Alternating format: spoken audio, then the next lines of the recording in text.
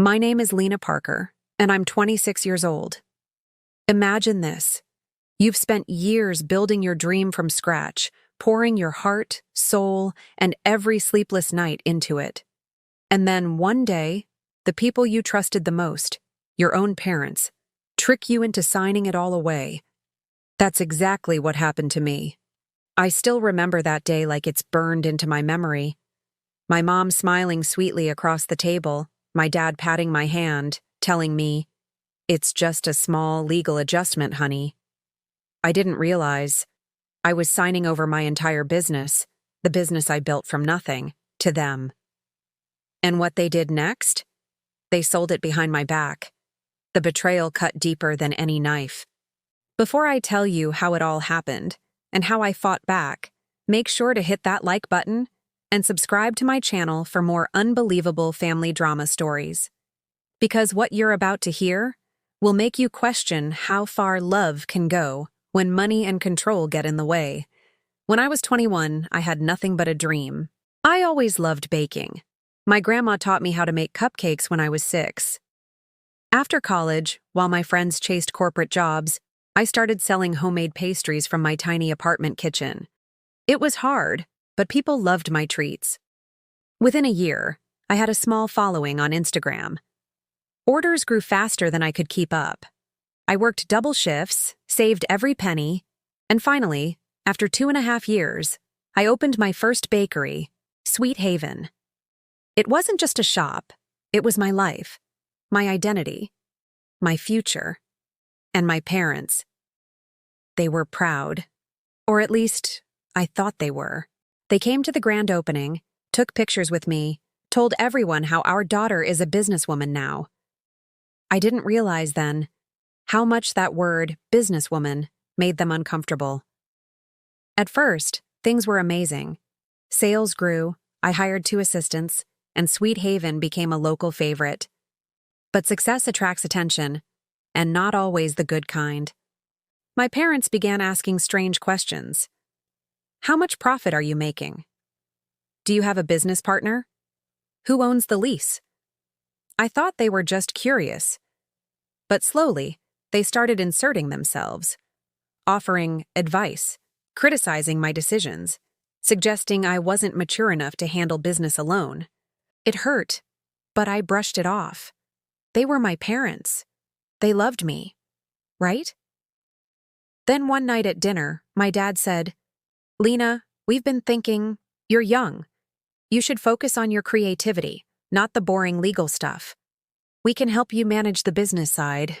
My mom chimed in, "Yes, sweetheart, just sign a few documents. It'll make taxes and management easier. We'll keep everything safe." I hesitated. I told them I wanted to handle it myself. But they pushed harder, told me I was being stubborn, that they only wanted to protect me. And I gave in. I trusted them. A week later, we met at a lawyer's office, one my parents arranged. I didn't read the papers carefully. My dad rushed me.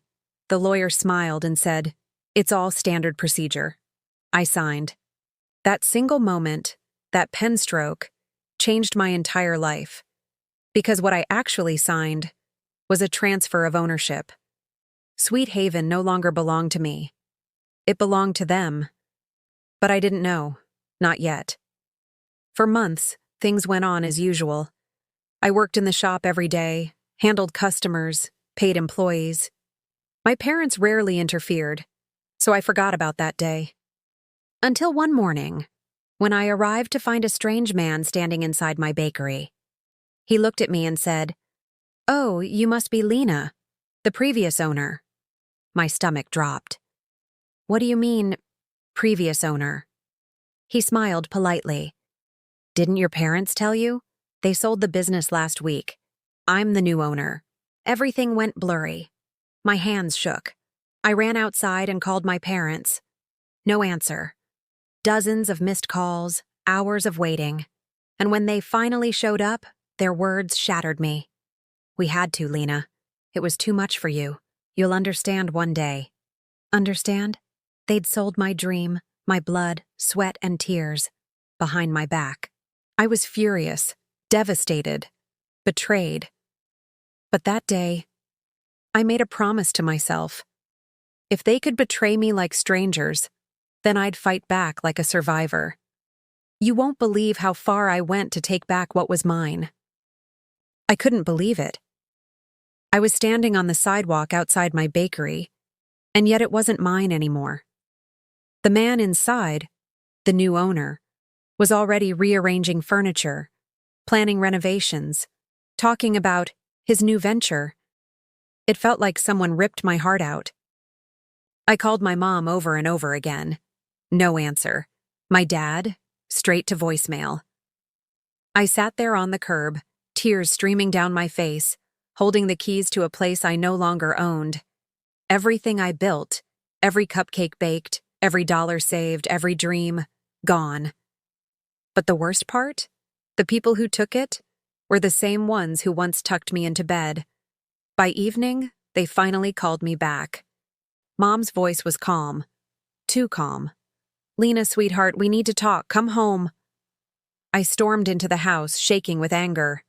"How could you do this to me?" I screamed. My dad just sighed, rubbing his forehead. "Lena, calm down. We did this for your own good." "For my own good?" I shouted. "You sold my business behind my back. You lied to me. You made me sign those papers." My mom tried to take my hand. "Honey, you're too young to understand the stress, the pressure. You were overworking yourself. We wanted to secure your future." "By selling my dream," I snapped, pulling away. Then came the real truth, the one that made my knees buckle. Dad looked me straight in the eye and said, "We were drowning in debt, Lena.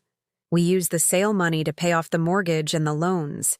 You should be grateful we didn't lose everything." I froze. My own business, the one I worked for, the one I built from nothing, used to cover their mistakes.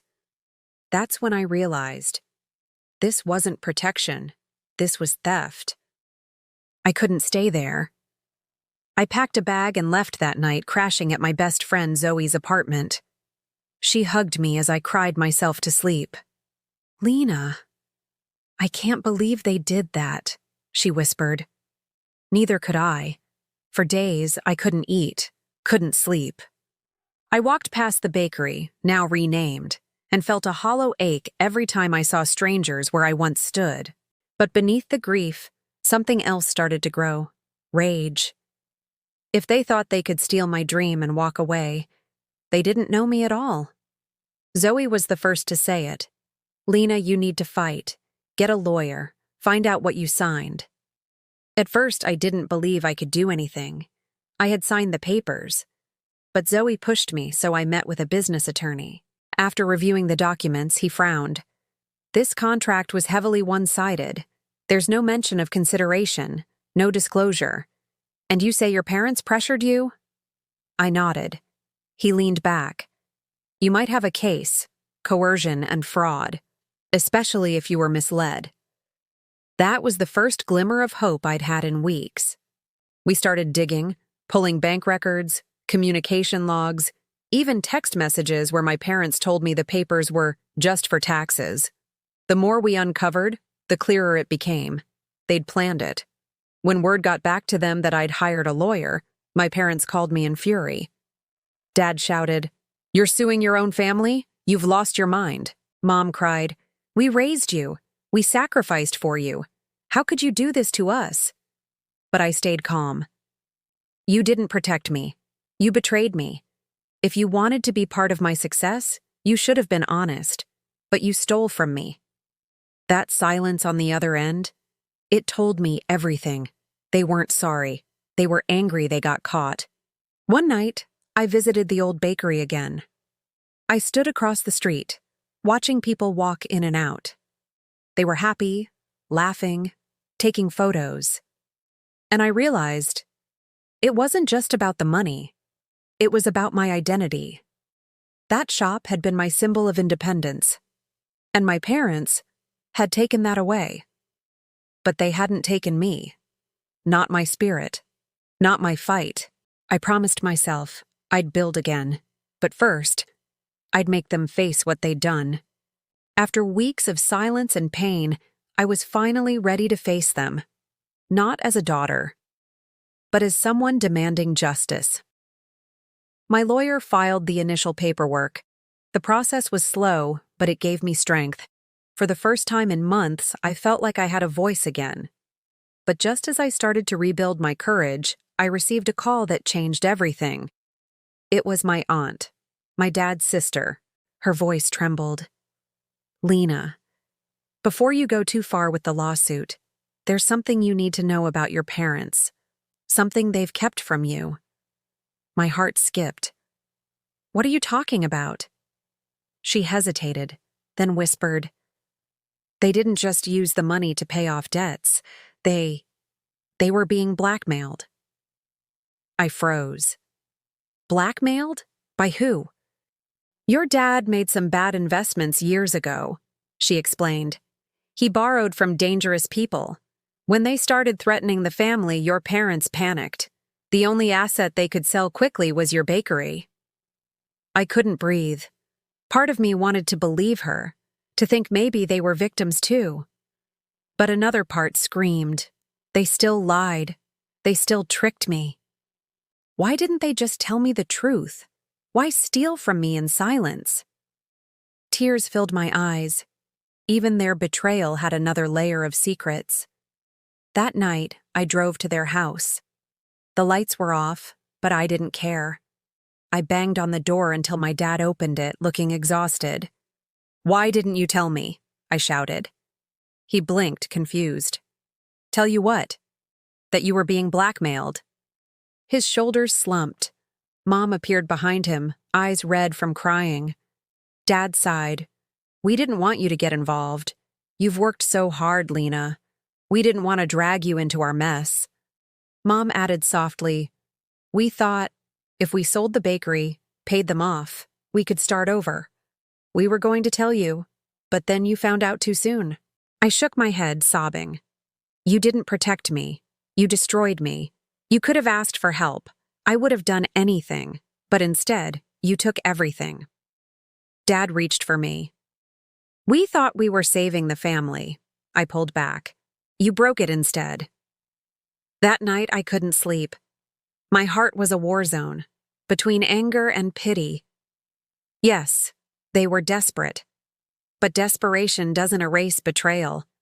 I called my lawyer the next morning. He listened, then said, "Lena, even if they had motives, they still misled you. The court will see that as fraud. But you need to decide what outcome you really want. Is it justice, or is it reconciliation?" The question tore me apart. Did I want to see my parents punished? Or did I want to heal, even if they never made it right?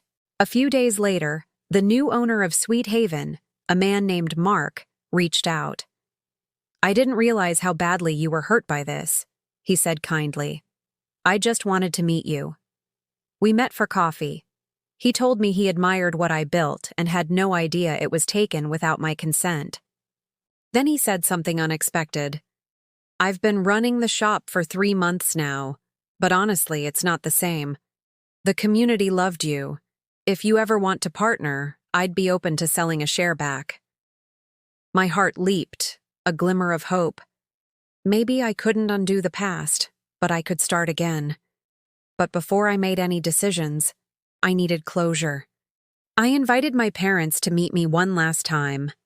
We sat in a quiet cafe, the same one where I used to dream about owning my bakery. "I know everything now," I said. "The debts, the blackmail, the lies." They looked ashamed.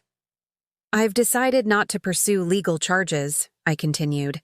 "But I need you to understand. What you did broke something inside me. I'll never look at you the same way." Mom's voice cracked. "We're sorry, Lena. Truly. We thought we were doing the right thing." Dad whispered, "We'll spend the rest of our lives trying to earn your trust again." I nodded, tears in my eyes. "I don't know if you ever can, but I'm going to move on, with or without your support." And for the first time, I felt free. The truth shattered me, but it also set me free. I couldn't rewrite the past, but I could control what came next. Now I had a choice: rebuild Sweet Haven with the new owner, or start a brand new business on my own, stronger than before. Months passed. The storm that once drowned me slowly turned into silence. I had made peace with one truth: forgiveness isn't a tea about forgetting. It's about freeing yourself from the weight of pain. But letting go didn't mean giving up.